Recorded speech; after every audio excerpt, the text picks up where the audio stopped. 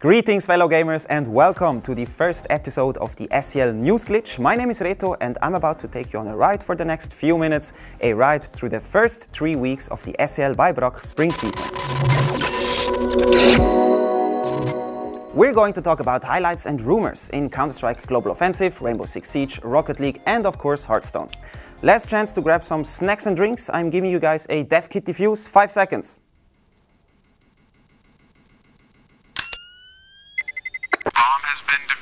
Let's start with Ubisoft's esports title of the decade, Rainbow Six Siege. There it seems that the new teams have taken over the Premier Division and are all performing pretty well. We've got Socially Esports and Maestro Esports both having a great showing in the Premier Division. Both teams joined the Premier Division through the qualifiers with new rosters. Same goes for Déjà Vu, a rather new team who played in the previous season already, but got themselves some new player for this spring. In Swiss German we call it Frühlingsputz.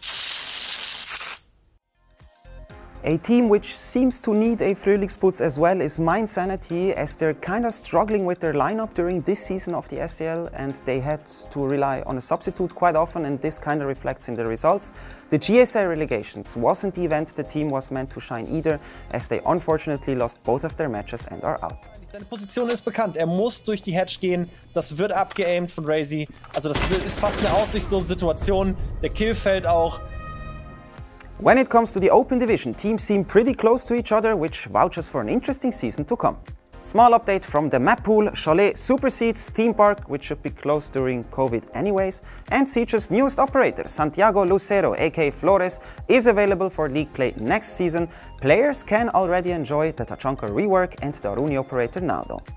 Our second news glitch revolves around Lord Gaben's all-time favorite. I'm not talking about that anime Netflix game, I'm talking about CounterStrike Global Offensive. And as always, our strongest and probably oldest riflemen do not disappoint.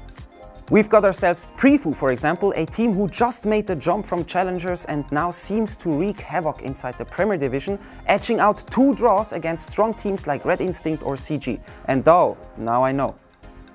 The Premier Division's top dog currently is Gaijin. No surprises if you look at the names. Nearly every player on the roster has some kind of championship trophy under his belt, and they won every encounter apart from a draw against Mind Sanity. Not bad, Shane Sherby and the boys. We're continuing with the Challenger Division and Vision Gaming, a team totally not flying under the radar, as they're having a pretty strong showing in the Challenger Division and are maybe looking to compete against Prefu again next season if they make it through the Clincher Cups. Heading over to the Open Division, we have Lustig with a completely new CSGO lineup revolving around Swiss internet legend Crizzy and another Swiss CSGO bedrock Strix. They remain as the only unbeaten team of the Open Division at the moment, winning all their matches 2-0. But boys, watch out, LANs are coming back soon.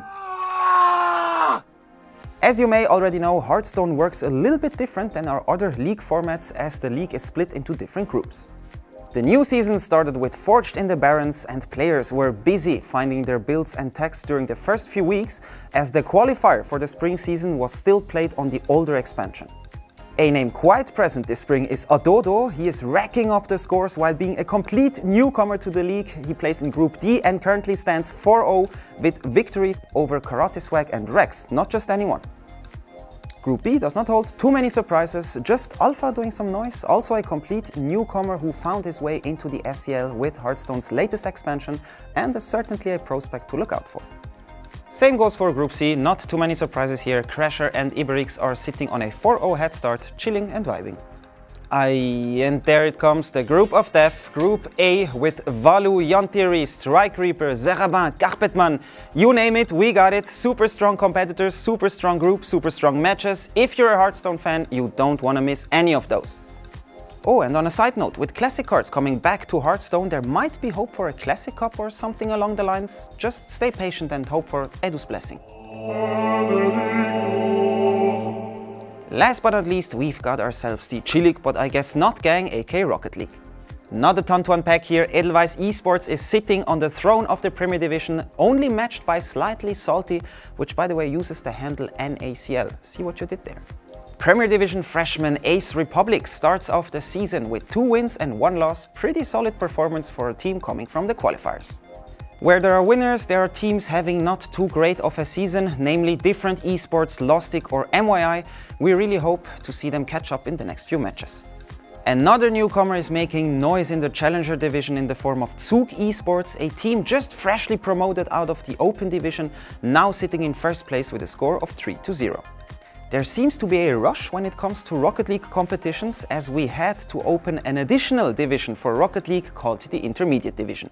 Absolute Frost and Bot Meet Auto are putting themselves on the map there, as they both won all of their matches and are currently sitting on top of the placement.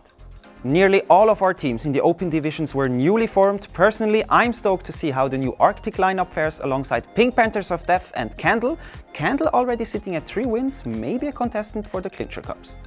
Well, this has been the first SEL by Brock news glitch. Thank you guys for watching and hope to see you soon again for the next episode in a few weeks.